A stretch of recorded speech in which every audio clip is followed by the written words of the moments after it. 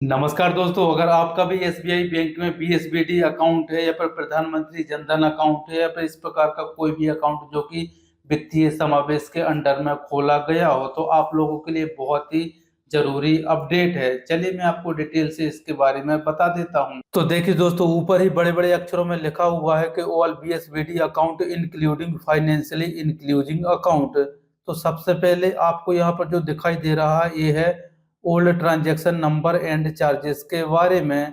तो सबसे पहले मैं इसके बारे में फटाफट से बता देता हूँ, इसके बाद से मैं यहाँ पर ही बताऊंगा, जो कि 1 जनवरी 2025 से लागू हो जाएंगे। तो देखिए दोस्तों, आपको जो प्रधानमंत्री जनधन अकाउंट में एटीएम कार्ड मिला है, अगर आप एटीएम मशीन में जाके और कैश निकालते हो या फिर आप बैंक में जाके कैश निकालते हो या फिर आप जो सीएसपी पॉइंट होता है आप वहां पर जाके अंगूठा लगा के या फिर दूसरे तरीके से आप कैश निकालते हो, तो आपको एक महीने में ओनली 4 बार ही फ्री ट्रांजैक्शन मिलते हैं। यानी कि आप एक महीने में ओनली 4 बार ही फ्री में पैसा निकाल सकते हो। फिर चाहे वो एसबीआई का एटीएम मशीन हो या फिर अदर बैंक का एटीएम मशीन हो।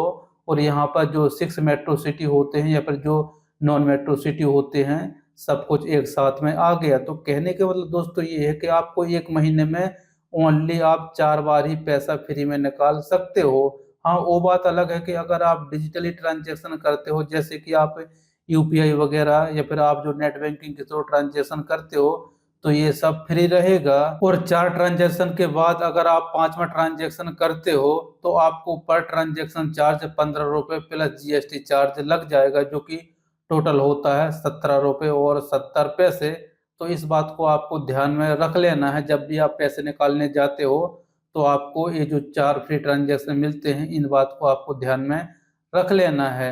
अब बात करते हैं जो 2025 से नया नियम लागू होगा।